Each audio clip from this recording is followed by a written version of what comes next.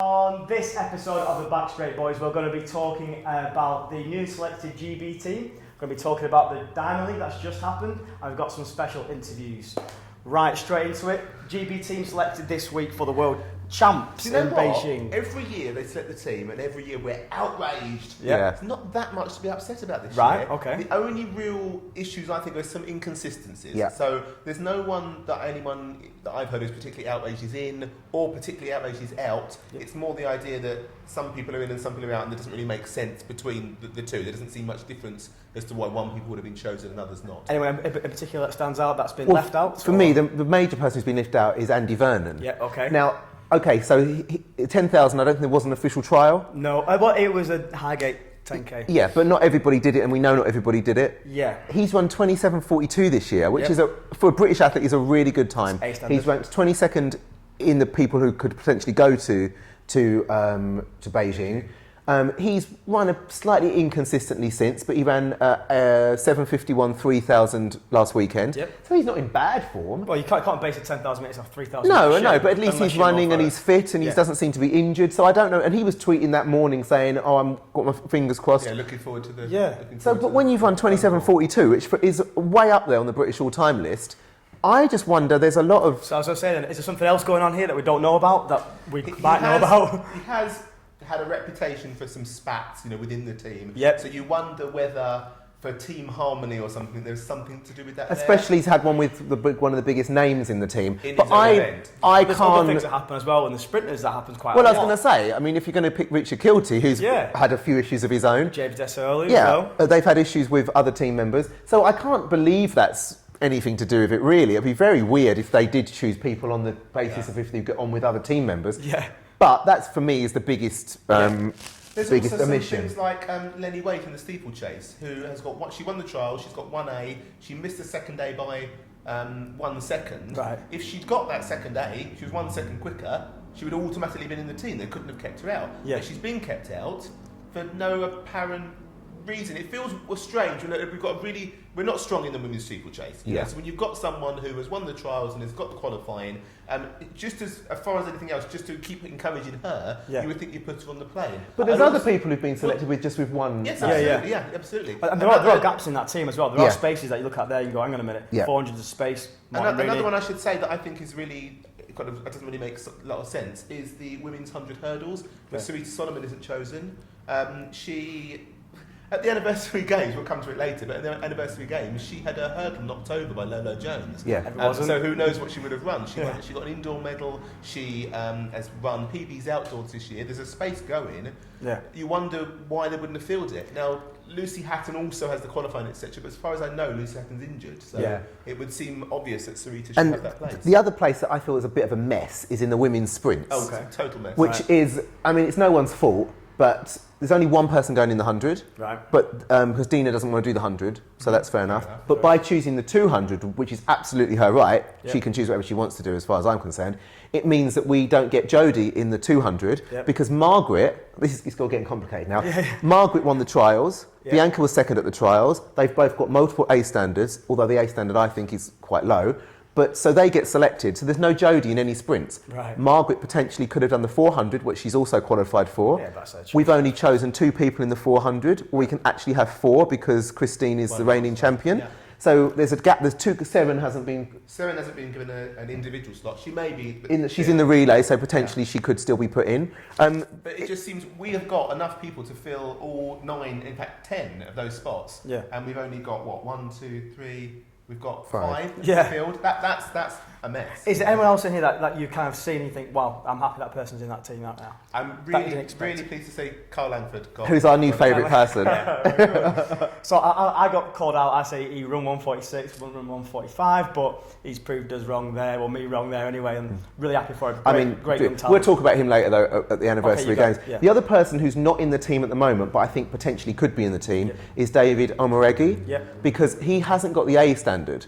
Which is 1347. Yeah. He's won 1350, but he is ranked in the top 40 of the IWLF at the moment, which means you qualify. But there's a problem there because in order to problems. get your 2 problems, in order to get on the plane, in order to get into China, you need to have a visa. The visas need to be applied for this week.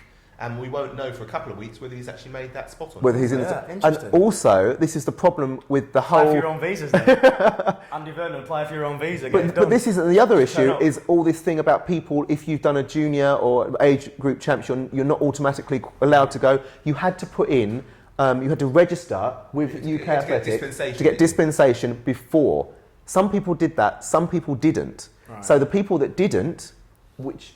I think David Roegi didn't, as far as I understand. Yeah, oh, really? Could mean that they don't get chosen, even though they are willing to go. But that's kind of, they should have known that. There's lots going on there, this behind the scenes that we kind of, we're not privy to, but we kind of like to know that kind of stuff. I want to say one person I feel really sorry for, and I think she's been put down as a non-travelling reserve at the moment, but is Jasmine Sawyer, who has been brilliant this year. She set a big PB, she did a really good jump at the anniversary game, she got a silver at the under-23s, she did put in her dispensation. I think we all assumed that Katrina Johnson-Thompson was only going to do the heptathlon, but she's clearly said she wants to do the long jump as well. You can't keep her out, that's completely fair enough. Yeah. It's just a real shame that means Jasmine, who's been in fantastic form, doesn't get a place. And Jasmine beat them all, apart from Shara. She beat everybody at the anniversary games. But she is what's called the non-travelling reserve at the moment, so that I think there's probably a little bit of leeway there to see what Kat wants to do. It kind of leads on well nicely to the Diamond League itself. You guys were there the weekend interviewing people. We've got a few interviews. Hello, Jace. I'm not going to ask you whether you're going to Beijing. I'm sure everyone's going to ask you the same thing. I just wondered if there's one event you could take out of the heptathlon. The 800 metres. Really? Yes, you're really good at it. Oh, but it's horrible. So I would take the 800 out and I would put in 100 metres. Definitely. You can't let it happen. Yeah. You've got to have some kind of endurance. No, take the endurance out. Okay, 100%. You're the queen. I'll bow to your superior knowledge. Yeah. So, see you in Beijing. Yeah. Maybe. I have to start bringing it into it. Might be a secret. Don't mention that. It might be a secret weapon in the future. I might be working out on the bike a little more. Yeah, I'm glad. It's good to be back and feel a bit normal again. Do you know what I mean? So I'm here with the new British record holder, Dina Asher-Smith. So at last, the British women's 100 metre record starts with a 10. Yeah, I mean, first woman underneath 11 seconds is a pretty big thing. It hasn't really sunk in yet. I can't believe it's me, because obviously there have been so many amazing athletes that have just been doing British sprinting. Obviously some of them are running, some of them are still retired now, and I just really can't believe it's me, because there's so many amazing women. It's me. I'm like, how? Here I am chatting with the Backstreet Boys. It could be the Backstreet Boys. Obviously, all your fans will be really happy that you're running 1:59 constantly now. What do you think your biggest fan Costas will think? Probably get ignored again, but you know, got bigger fish to fry. I've got lots of supportive people, so it doesn't keep me up at night. Nor should it. How about the Diamond League itself at London? We talked about it beforehand.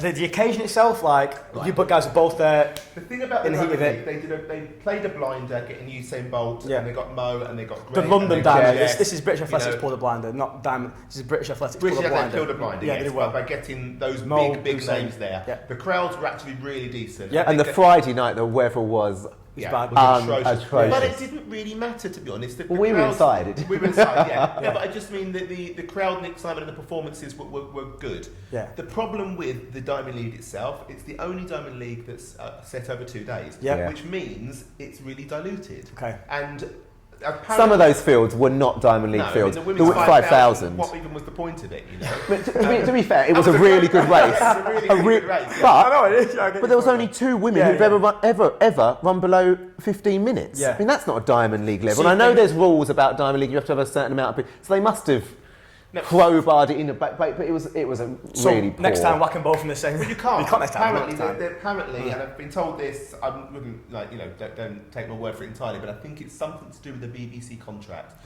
which says they have to show a certain amount of athletics every year, and in order to make up the amount of days, rather than showing a whole different. I think they dropped the indoor. Yeah, the indoors isn't on anymore. I think so. They have 2 days of this. So they're kind of trying to phase athletics out in a way. Possibly, if they don't show it, it means that UK they've got a spare day. Have got but it feels really long. It feels like there's a lot of filler. Yeah. I mean, the women's long jump was great for us, but 5 of the people were British, and we had 2 other people, I think. For the general public, was it? Yeah, I mean, for the general public. And we was talking afterwards, after the Friday night. We'd left early to avoid the crowds, and to be fair, I didn't want to watch Mo run a 3,000. Right, okay. I've seen it. I know it's going to happen. But we were talking to some people after, like, oh my God, wasn't that amazing? And he won, and we were like, Of course he won. We all knew he was going to win. That was the whole point. It's not aimed at us, but I do feel that we're the only London meetings in general, not just Diamond Leagues, but we're the only ones who seem to set up events solely for our stars and make sure they win them. I don't see that in France. You know, I don't see it in other countries around Europe. Or even America. It doesn't really work the same in America, but we do seem to every single meeting have that few races where the British person is by far the favourite, and you make sure they win. It's great for the crowd. It's not really a criticism. No. It just feels that why are we the only ones who do that? Yeah. Sweet. Right, we've got a little bit of a review by Smokey Mozzarella. She's kindly put one together for us of the Diamond League, and this is her now. Hi, I'm Smokey Mozzarella, also known as Gabby Piericini. You might know me from Fantasy Gots' Lucky Dip, from Decathletes of Europe, from Cheats Turn Me Off, and of course I came up with the Backstreet Boys. So I was in London last weekend for the Diamond League, the anniversary games in the Olympic Stadium. Let's talk about the weather. Friday night, absolutely pissing down. I mean, I'm Scottish, I like a bit of rain, but it was absolutely biblical torrents. So luckily, Renaud Lavillenie was in hand. He said, by the way, I'm not vaulting in this piss and rain, so you're going to have to shift the pole vault to Saturday morning, which, to be fair, the organisers did. So I was quite lucky. My Twitter pal, Chris Brown, managed to bag a couple of pole vault seats right next to the event and right next to the Krispy Kreme concession. So we got a couple of donuts and watched Renaud in action. So of course, this term, Renaud's air of invincibility is just on a wee bit of a shiggly hook. So I was really looking forward to watching him go up against Sean Barber, who set a few Canadian records earlier this season, 5.90 and 5.91. Sean Barber vaulted 5.93, but Renaud won with 6.03, back to his best. And it was just a bit of a shame that more people weren't around to watch him on the Saturday morning. So I also enjoyed the men's high jump on Friday night. It was soggy, it was damp, and it was about 10 centimetres less than what we're used to in the men's high jump.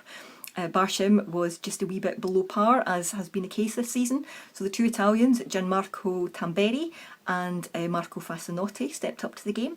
Tamberi, of course, had his lucky half-beard shaved on his face, and Fasanotti won the competition with a jump of 2.31 in his usual otherworldly, ethereal style.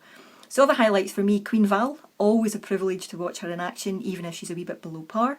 Zarnell Hughes, what a boy, what a 200 metres, that was absolutely fantastic. And of course, I guess Usain Bolt. I'm not a big cheerleader for Usain Bolt, but running 9.87 in those conditions when it's absolutely pelting is really quite special. And I guess there's just a wee glimmer of hope for us, just a wee tiny glimmer that the unthinkable travesty that we're all dreading just might not happen in Beijing in a few weeks' time. So of course I was cheering on Lynsey Sharp, Ailey Child and Chris O'Hare. I'm delighted that they're going to Beijing in a few weeks' time with Mark Dry, Steph Twell, Kirsten McCaslin and Laura Muir. If you're lucky, you might get some of the Scottish contingent in my new competition, which is Fantasy Beijing Lucky Dip. If you've not got a team yet, just give me a tweet and I'll sort you out. It's going to be brilliant. Hey, I'm Sanya Richards-Ross, 400-metre Olympic champion, and I'm hanging with the Backstreet Boys. With the Backstreet Boys? Yeah.